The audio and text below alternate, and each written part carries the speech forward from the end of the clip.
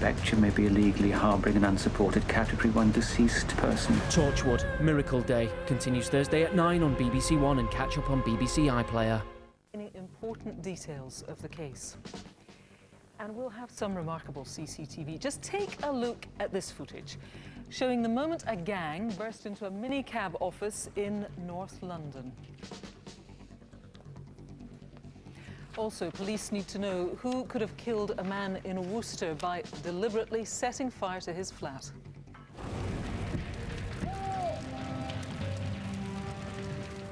I just can't imagine what it would have felt like for him, struggling probably to get out of the flat and knowing he couldn't. And Matthew's here with the latest news on some previous cases. Matthew. Yes, including an arrest and a charge in the case of 15-year-old Mo Borner, who was critically injured after being attacked in Bexhill in Sussex. And I'll have the inside story of how an ingenious bluff by detectives in North Wales led to the capture of a cunning murderer. He was watching us, digging the fields. Stand by, subject one. But little did he know that we were also watching what he was doing at exactly the same time. And can you help to track down a priceless collection of Scottish coins? Stolen in what police think was a targeted raid, some of them are more than 900 years old. But before all of that, I need to tell you about a couple of appeals to track down escaped prisoners. Firstly, detectives in Staffordshire are urgently trying to trace 31-year-old John Anslow, who escaped from a prison van near Bromsgrove. It happened on Monday. Anslow was being transported from Hewell Grange prison, where he was on remand after being charged with the murder of father of one Richard Deacon, who was shot at his home in Chasetown in Staffordshire in July of 2010. The prison van was attacked by 3 masked men carrying sledgehammers, who got out of this silver Volkswagen Sirocco. The gang later switched to a silver Mercedes, which police believe may have been a C-class model, with the partial registration plate KR11. That happened in nearby Stony Lane. There's a £10,000 reward for information leading to Anslow's arrest and return to prison. Anyone who's got information about his whereabouts should call Staffordshire Police Incident Room on 01 785 235 051, and if you do see him, don't approach him, just call 999 immediately. Meanwhile, police in Suffolk are looking for 26-year-old Andrew Farndon, who escaped from custody yesterday. 2 prison officers were threatened with a gun and forced to release Farndon as they escorted him to hospital in Bury St Edmunds last night.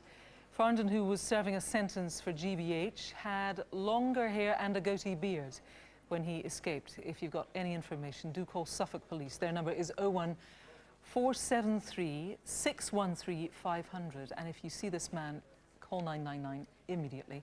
More details about both these appeals are on our website. It's bbc.co.uk/crimewatch. Okay, it's time now to go back to our first reconstruction of tonight. The fatal mugging of 79-year-old widow Nellie Garrity. It happened in November, where she lived in Shaw, just outside Oldham in Greater Manchester.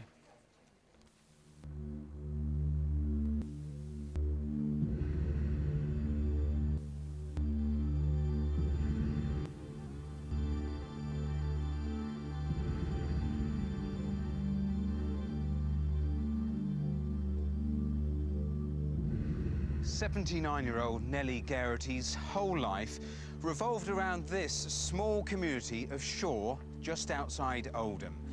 But it's also where her life ended 2 months ago, when she was attacked, mugged, and left for dead, still clutching the broken handle of her handbag.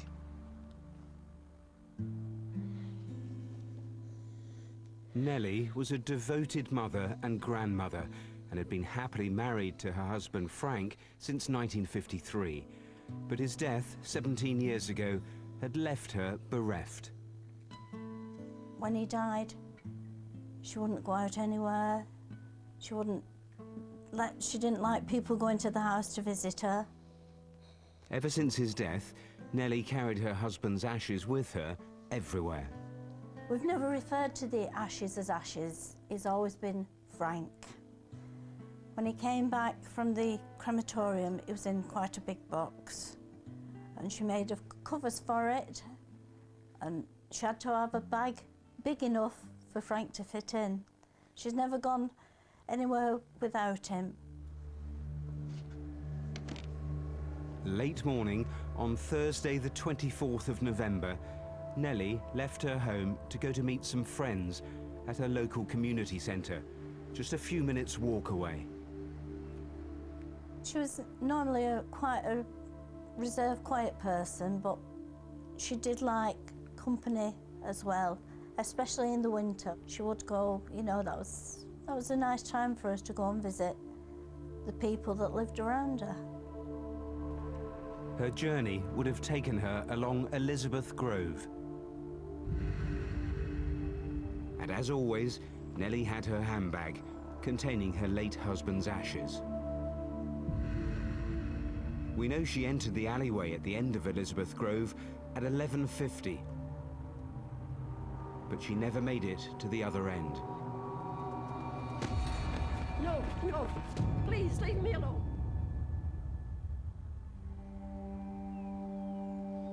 A few minutes later, a passerby discovered Nellie. She was semi-conscious and barely breathing. She still had the handle of her handbag, but the rest had been snatched, and with it, her husband's ashes. She was rushed to hospital, but died the next day.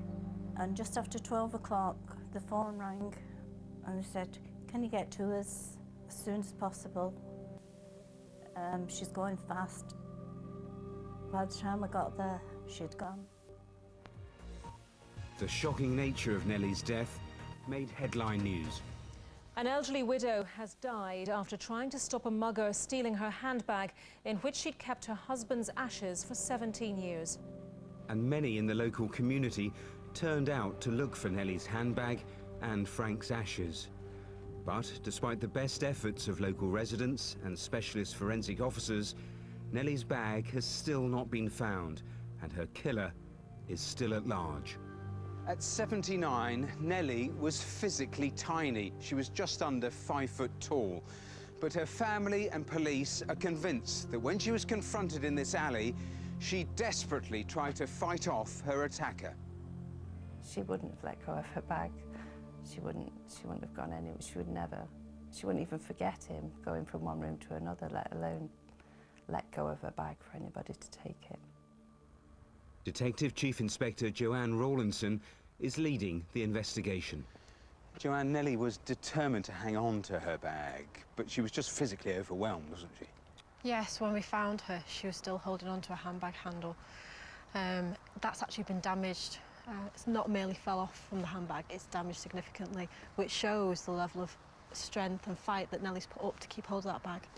Take me through the injuries that she had, because she had many, didn't she?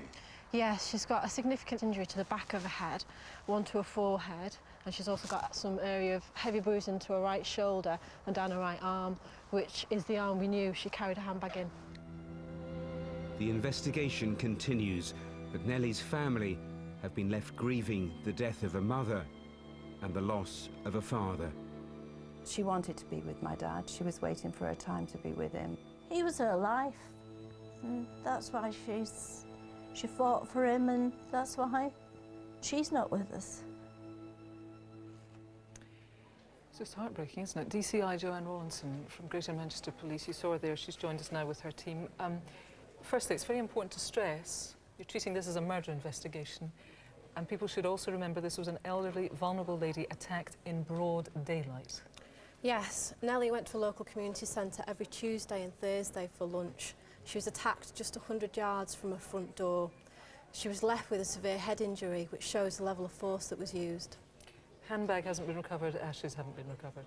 No, we do have the strap of the handbag. It's a black shoulder bag. As you can see, the strap has been damaged, right. But the handbag is still missing. We do know that Frank's ashes were kept in a container, which Nellie kept in a blue velour pouch similar to this. Also inside a handbag was a green spiral cord, again similar to this, and there was also a pink wallet with Ocean Village on it. Nellie had sewn that little blue pouch with her very own hands, we should tell people. Potential witnesses then, you're looking for people to come forward. That's crucial in solving this. Yes, anyone with any information, please come forward. But more specifically, I want to speak to two youths who I know were on Elizabeth Grove that headed towards the avenue, and a man that was stood with a child in the garden at 8 Victoria Street. I really believe they have vital information that might just assist us. OK, and Joanne, there's a bike that you think might be important? Yes, there was a bike seen in the area on CCTV, and we've recreated an image to show you what we believe it looked like. We know it's a black framed mountain bike, possibly with full suspension, and we believe that the wheels and spokes have been spray painted a pinky orange colour, very distinctive. Very distinctive, but there's a reward, yeah? Yes, there's a £5,000 reward for any information that leads to the successful recovery of the handbag and ashes or a successful prosecution. Great, thank you very much. It's truly unbelievable, this, isn't it? Nellie's family, at the very least, deserve to know who did this, and they are desperate, of course, for the ashes to be returned. If you can help, you must do the right thing. Call now, 0500 600 600. You could call the independent charity, Crime Stoppers. You can do that entirely anonymously. 0800 is their number, 555 111. Now, Matthew has tonight's first collection of wanted faces. Well, first up is Esanula Moabat. The 18-year-old is wanted in connection with the murder of a butcher who was stabbed in his shop in Wood Green in London last September. Moabat has links to Gloucester, Leicester and Birmingham, as well as North London. There's a reward of up to £10,000 for information leading to his arrest, but he is considered dangerous, so please don't approach him. Just call the police immediately. Next is Barry Robert Brunton. Now, he's wanted in connection with indecent assaults on a child in Bishop Stortford in Hertfordshire, dating back to the 70s. Now, this is an image of him as he was then, but police have used age progression technology to show how he might look now.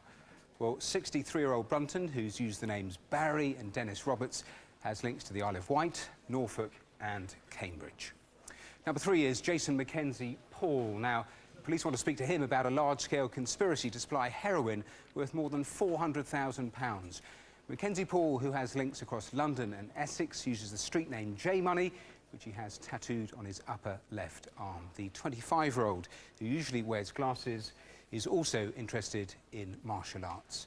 Lastly for now is Abdul Samba Ahmed Raza. He is known also as Samad. The 25-year-old Turkish national is wanted in connection with the rape of a 13-year-old girl in Llanelli last month.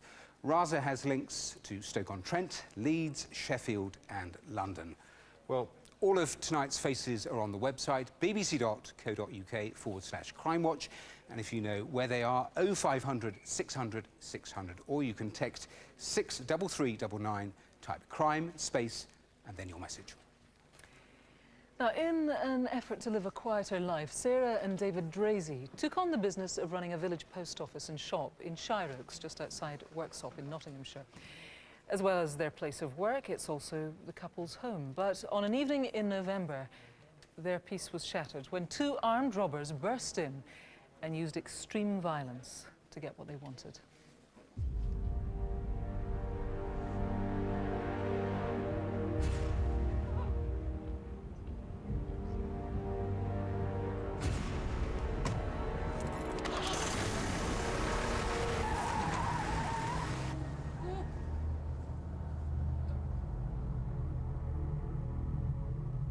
This is Shire Oaks, near Worksop in Nottinghamshire. It's a quiet village and the last place the residents might expect to be the scene of a vicious armed robbery. But this is exactly what happened at this small post office in November of last year. We moved to Shire Oaks about 10 years ago. We ran the business up till a couple of years ago as it was newsagent shop and post office. Unfortunately, Dave got diagnosed with Parkinson's disease, and we decided that we'd get rid of the newsagent side and I would just run the shop and the post office to give Dave more time. Hello. It was a normal Wednesday. There was no reason whatsoever to expect anything untoward. Just taking Ted for a walk, won't be long. Right, love. Come on, let's go.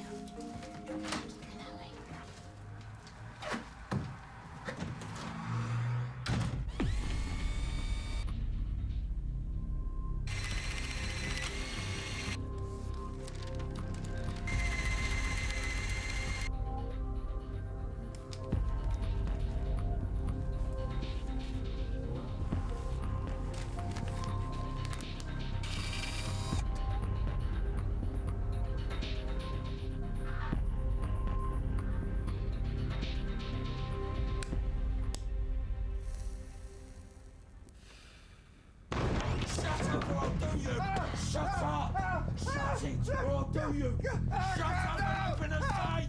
No, I can't. It's my wife does it! Don't lie to me, or I'll kill you! It's my wife who does it, I can't do it! Ah!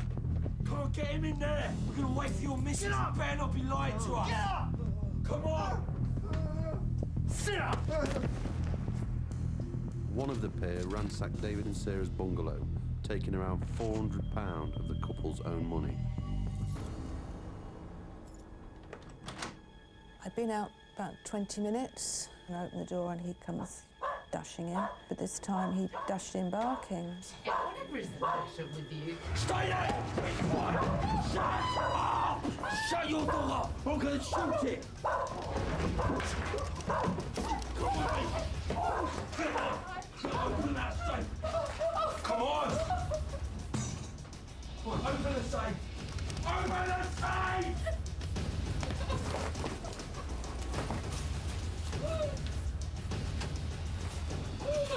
The attacker grabbed bundles of cash and unregistered tax discs from the post office safe. Right, come on! Before taking the keys to David's car.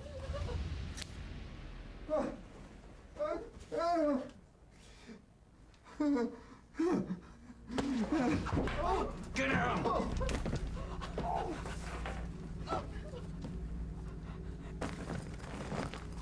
Come on!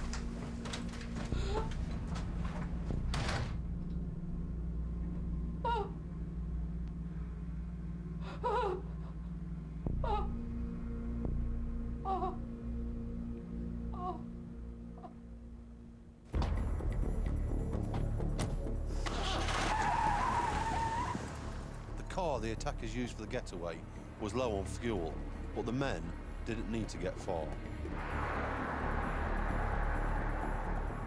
The couple's distinctive Jeep Cherokee was found abandoned just a 5-minute drive away.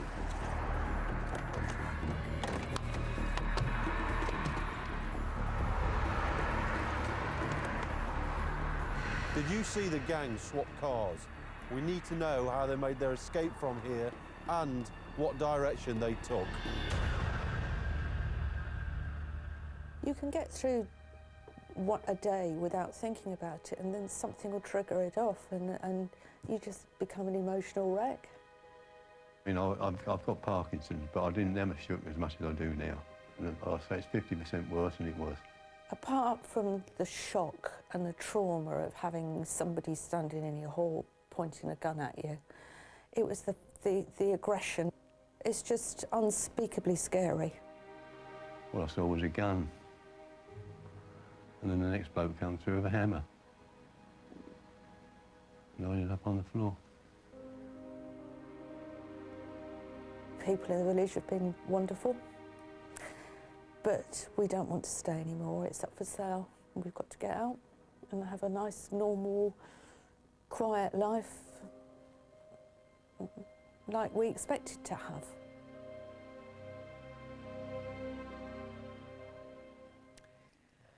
Well, we're joined now by DI Ash Wilson from Nottinghamshire Police. You saw him in the reconstruction there. As Sarah said, unspeakably scary. This was a terrifying attack for this couple. Yeah, and a completely unnecessary level of violence used. David was not capable of giving any physical resistance at all, completely unnecessary. They've also threatened to shoot the couple's dog. Thankfully, the post office have significantly increased the security since that time. You're interested in the possibility of witnesses coming forward who might have seen this gang swap cars after the robbery? Yep, the vehicle, which is a Jeep Cherokee, was abandoned on the A57 northbound, known locally as Shire Oaks Roundabout. This was about 6 p.m. on the day of the incident. Someone will have seen these people get out the car and possibly into another car, and it's those people I would appeal to come forward. And what about the way the robbers got into the property? That in itself was quite unusual, wasn't it? Yes, I would describe it as almost an old-fashioned way of gaining entry. They've actually drilled through a wooden-framed rear window and gained entry that way. Indicates to me that they have some criminal knowledge. Ash, do you think they were sort of staking out, watching the property beforehand? Yeah, we have a reconstruction to show, but we know a male was seen about 6 nights before at the rear of a neighbour's property, but importantly, that leads to the post office at the back. That person has not come forward as yet, and I would dearly like to speak to them. OK, as well as a bundle of cash, these guys took tax discs as well? Yeah, 15 tax discs in total, 14 that expire at the end of April this year, and 1 that expires at the end of November. The serial numbers are all on the Crimewatch website. OK, thanks very much. The serial numbers that Ash was talking about there on those tax discs are all available in detail on the website. If you do have any of the ones which were stolen, we would urge you to get in touch.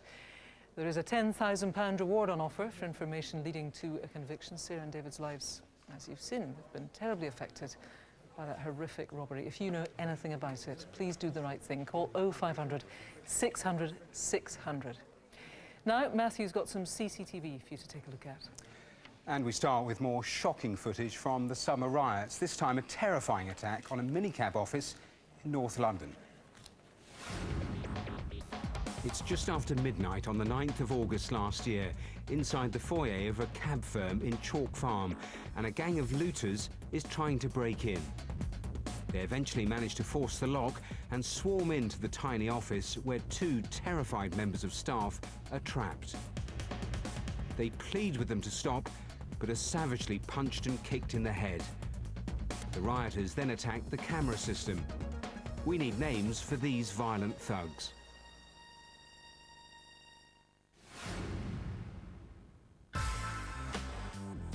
This is the entrance to the Canteen pub in Bristol, just after 11 on a Tuesday evening. A tall man with a beard saunters in, but he seems a bit lost, first going one way, then another.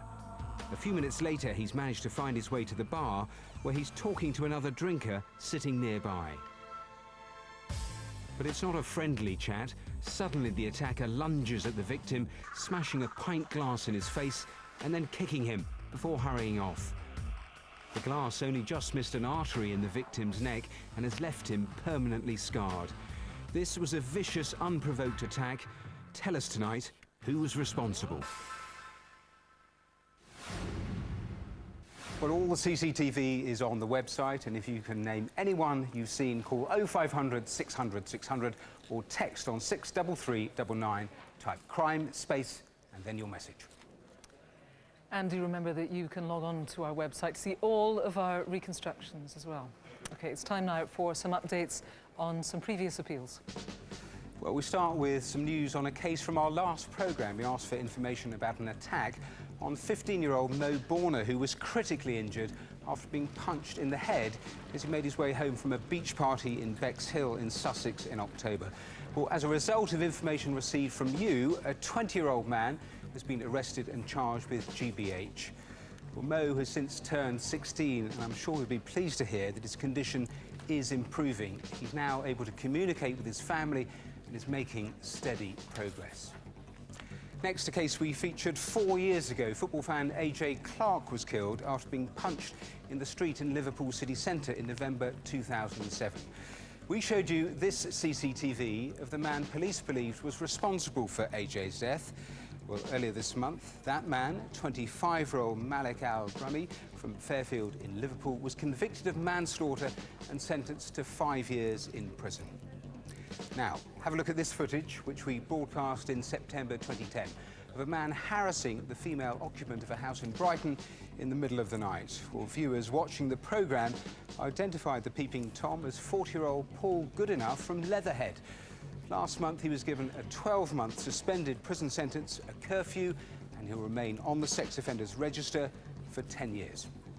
Finally, you might remember this CCTV of a man who attacked a Good Samaritan who'd intervened to stop an assault on a train in London in June 2010. As a direct result of calls to the studio, the man in the footage was identified as 25-year-old James Tibbs from Essex, and last month he was given 240 hours of community service in order to pay his victim £250 compensation.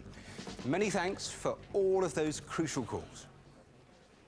Yes, good news. Right, still to come tonight, the appalling arson attack on a man as he slept at his home in Worcester. There's a fire outside my front door.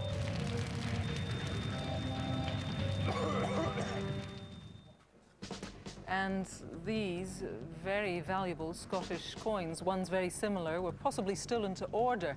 Detectives need to know whether you've been offered any.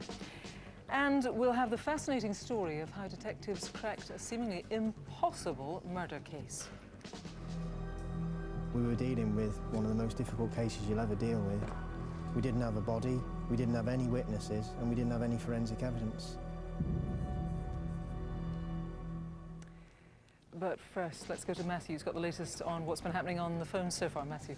Kirsty, thank you. It's busy. Let's interrupt briefly Joanne, who's leading the hunt for Nellie Geraghty's killer. Joanne, I've seen you taking a number of calls. What's come in so far?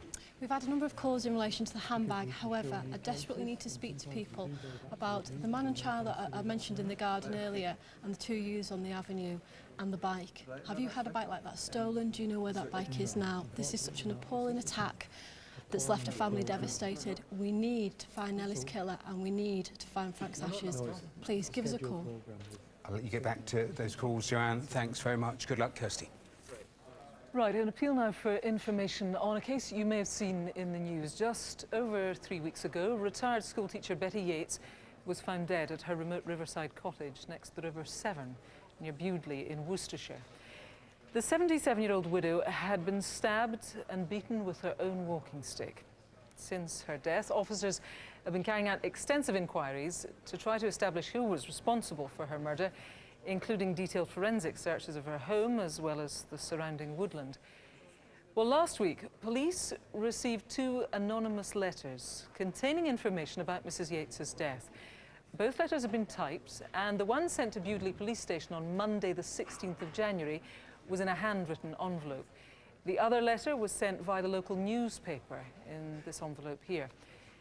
Now, officers are extremely keen to speak to the authors of these letters. They believe they were written by different people and are urging them to please get in touch tonight. Detectives think that Mrs. Yates was killed during the evening of Monday, January 2nd, which was the bank holiday after the New Year, of course. They're keen to speak to anyone who was in the area near her cottage or may have visited her in the days before she died.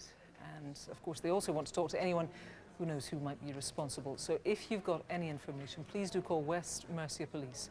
Their number is 0300 333 3000. There is a £10,000 reward being offered by the independent charity Crime Stoppers. They can be contacted anonymously. Here's the number, 0800 555 111.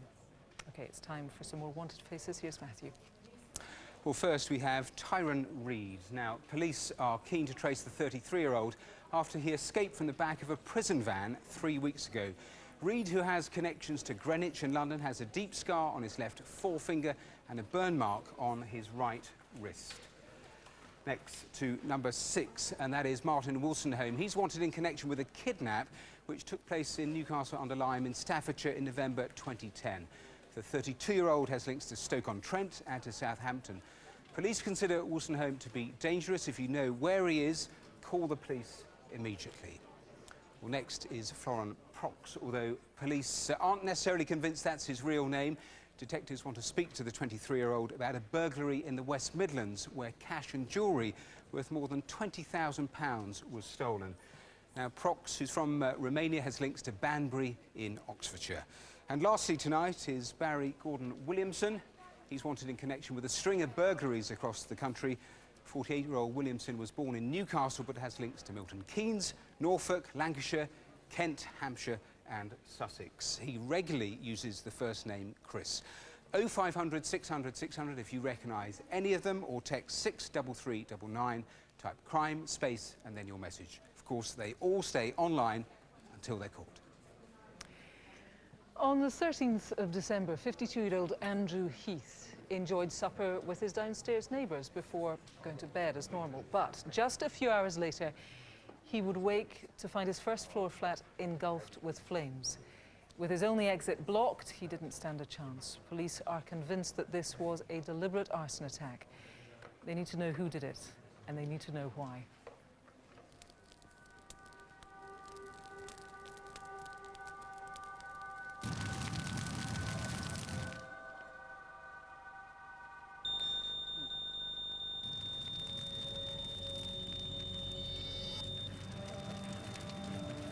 Sir! outside my front door.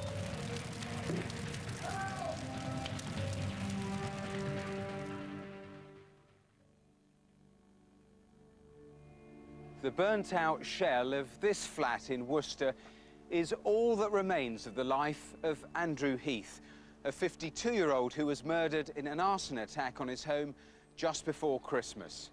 His friends and family have been left devastated by his untimely and terrifying death and have no idea why anyone would want to kill him.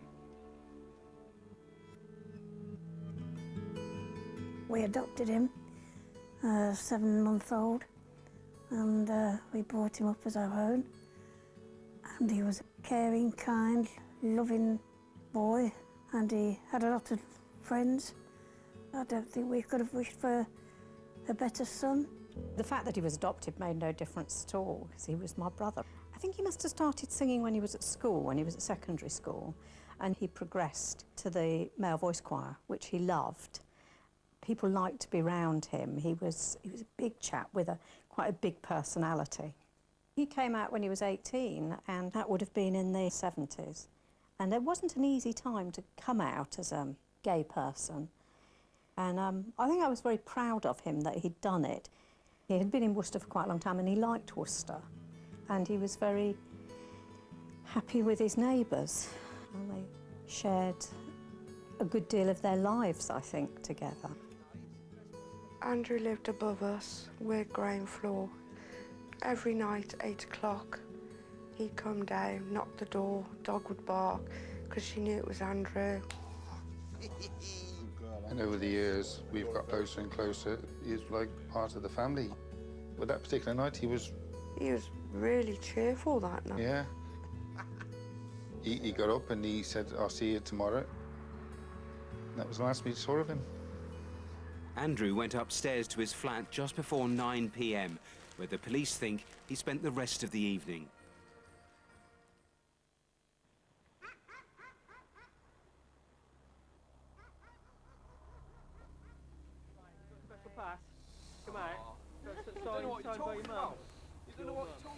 I heard a noise. I thought it was just someone being a bit weird, like. I didn't take much notice of that.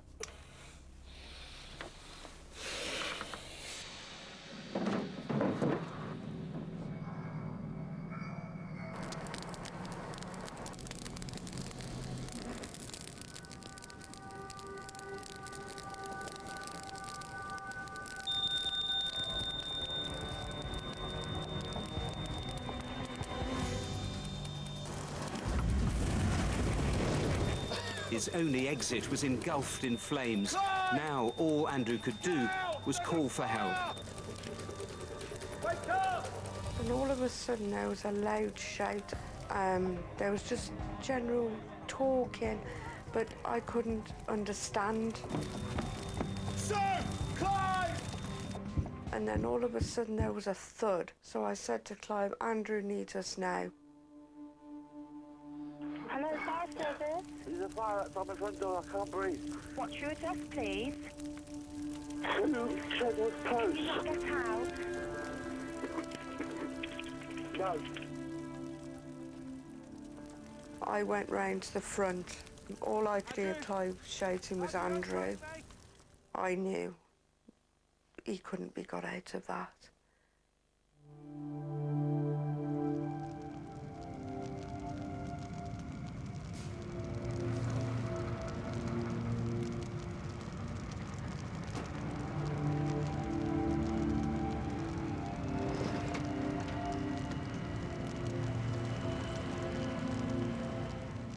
I just stood there, just looking and in a daze, really, not really knowing. Was it real? Was it a dream? It was just horrible. I just can't imagine what it would have felt like for him, struggling probably to get out of the flat and knowing he couldn't. It must have been terrible. DCI Paul Williamson is investigating why someone would target Andrew. Paul, in those last few moments for Andrew, it must have been absolutely terrifying. Yes, we know from the 999 call that Andrew knows his porch is on fire. The heat and the smoke must have been unbearable. He knows he's trapped inside the premises and he's desperately trying to get help. And if you look at the way the fire was actually set in the porch, I mean, it effectively barricaded him in, didn't it? Yes, as you can see, the front doorway has been completely destroyed, as have the stairs. And it's this fact that makes me think it's a targeted attack on Andrew, because the killer has placed a wheelie bin in the porch area and burnt it, effectively blocking off any escape.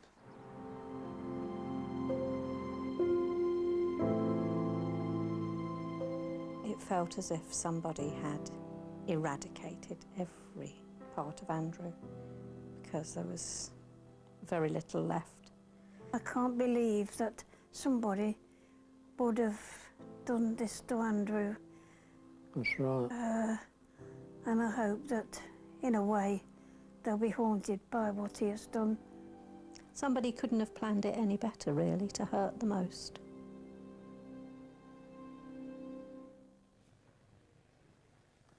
A tragedy. Well, DCI Paul Williamson from West Mercia Police is with me now. It happened in the middle of December. Obviously, it was just a horrendous Christmas for this family. You and your team, you're really examining all sorts of motives just now. Yes, I mean, this has the hallmarks of, you know, a really devastating attack on Andrew. We need to know what possible motives there may have been, and we're exploring a number of possibilities as to why this occurred. Could this have been somebody owed him money? We know that Andrew lent money to people and that may have led to a dispute. Could somebody have fallen out with Andrew in the months leading up to the attack? Or could it even be a grudge with something in his past that perhaps we don't know about, or maybe a relationship that we don't know about? There were lots of people around. We saw in the reconstruction there noises were heard. It was quite busy on the estate that night. Yes, we know that there's a group of people outside Andrew's flat, as well as raised voices in the early hours of the morning, and particularly before the fire service are called. What were those people doing there? So this bin that was set on fire, I mean, is it even a possibility that that was a prank that went really badly wrong? Well, we've got to consider the fact that this could be a deliberate act by somebody intending to kill Andrew, or it could also be somebody trying to upset or scare Andrew. But whoever did this must have realised the terrible consequences of their actions, and I need answers to these questions for Andrew's family and friends who've been totally devastated by his death.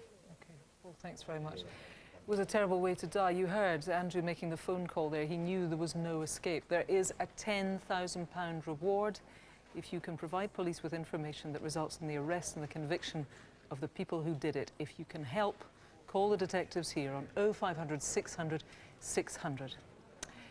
Right, now it's time to have a look at some more CCTV. Here's Matthew. And we start with a brutal assault in Warwickshire. It's closing time at Coco's nightclub in Leamington Spa on a Wednesday night last June. As the clubbers gather outside on the street, one group seems intent on trouble. Some of them nip off down an alley and into a building site where at least two arm themselves with bricks. Back on the street, one of the men immediately lunges at his victim, smashing him in the face with the brick, before legging it, slapping a woman as he does. The victim's eye socket was fractured. Were you there, or can you name the brick thrower?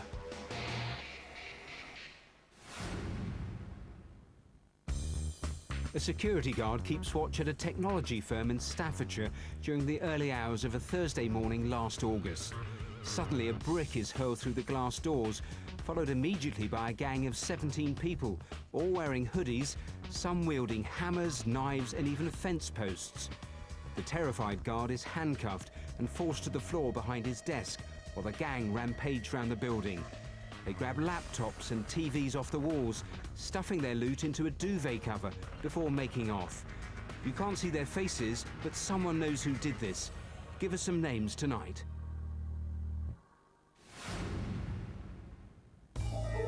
This is the Co-op store in Washway Road in Sale, near Manchester. It's just gone 6:30 on a Monday evening last May. After parking his bike outside, a balding man in a dark top walks in and wanders round. He seems to have forgotten his shopping list, but after much deliberation, he finally chooses a cream egg. He queues up and pays for his treat before whipping out what appears to be a gun wrapped in a bag and threatening to kill the terrified cashier. The attacker acrobatically reaches over the counter and grabs handfuls of notes from the till before running off. Now, we need to find this guy. Name, please. Well, all the CCTV stays online till they're caught. If you recognise anyone, you know what to do. 0500 600 600 or text on 63399. Now, it's worth remembering that the vast majority of murder investigations in this country are eventually solved. But of course, some are far more straightforward than others.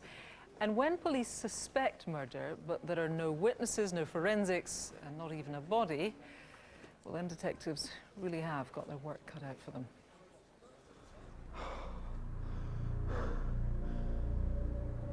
Patty Rogers disappeared from her home in North Wales in January 2008.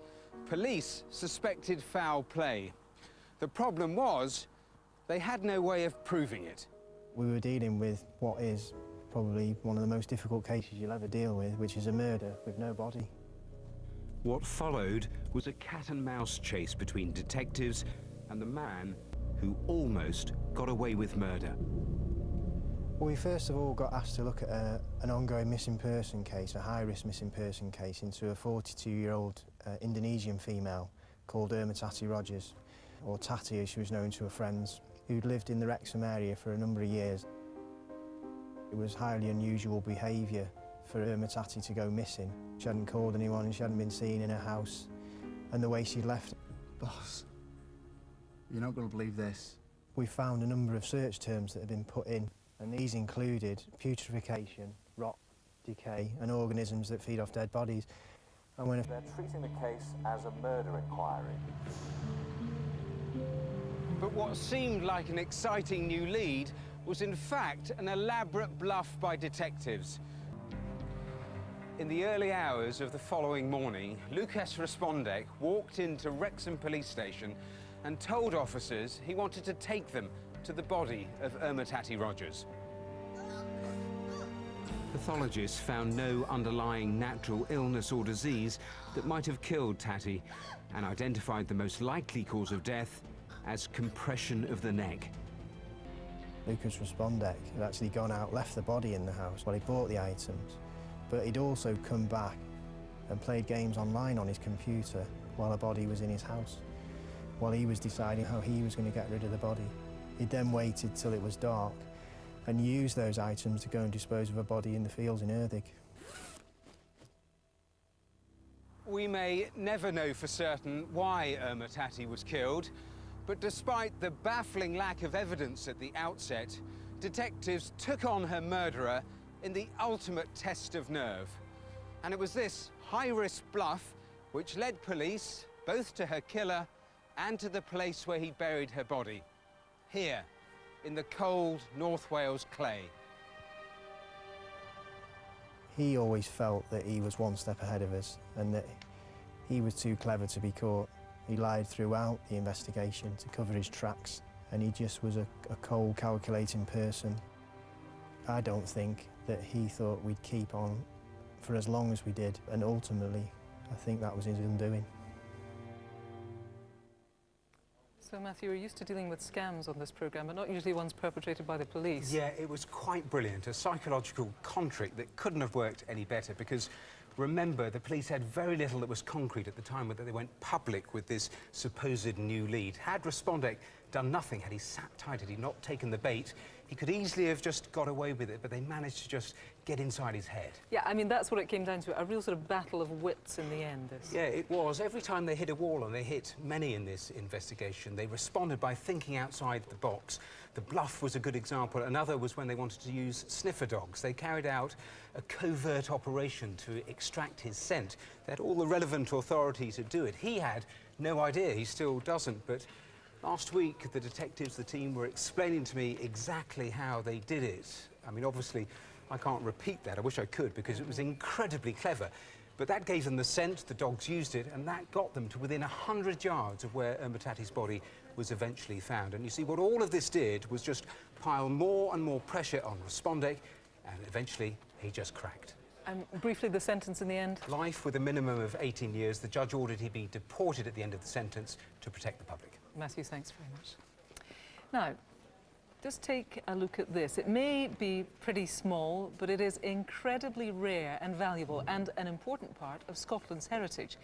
Police are investigating the theft of an irreplaceable collection of coins, including ones just like this one, which was in total worth almost £500,000. It is almost 5 years since they were taken, and now police have decided to relaunch an appeal in the hope that the coins may have surfaced somewhere. With me now is DCI Grant Dougal from Lothian and Borders Police, and also Philip Skingley from Spink of London.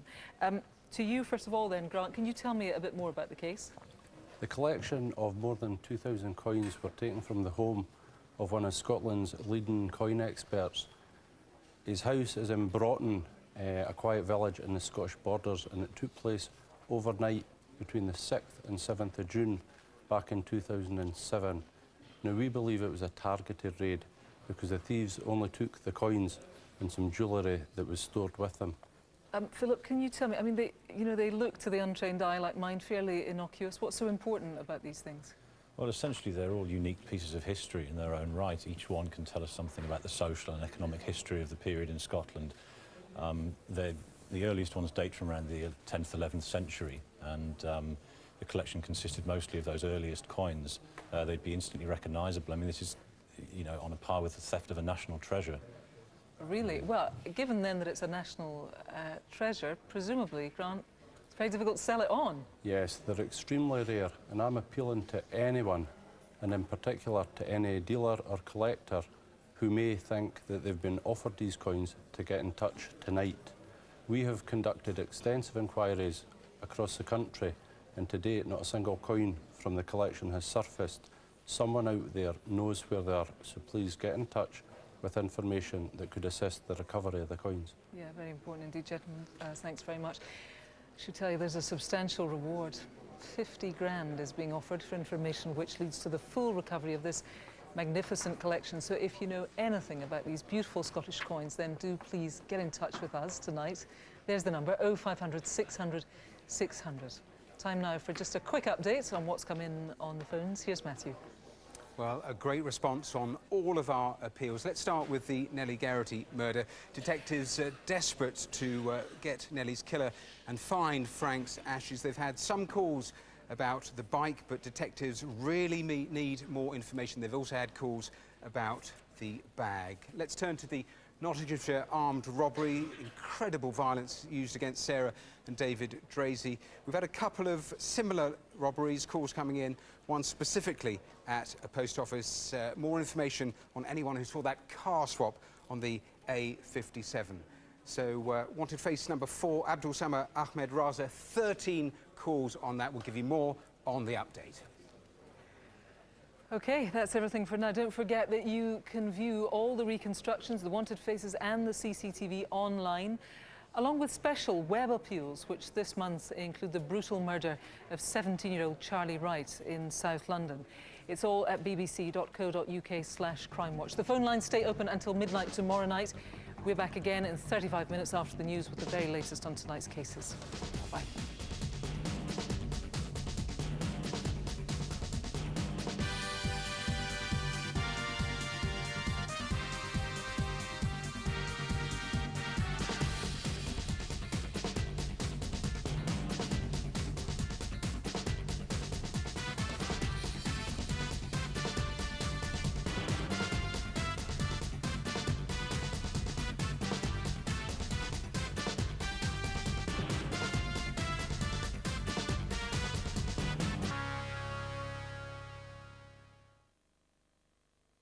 If you're making music and looking to take the next step, why not go online for advice and insights from the BBC Introducing Musicians Masterclass.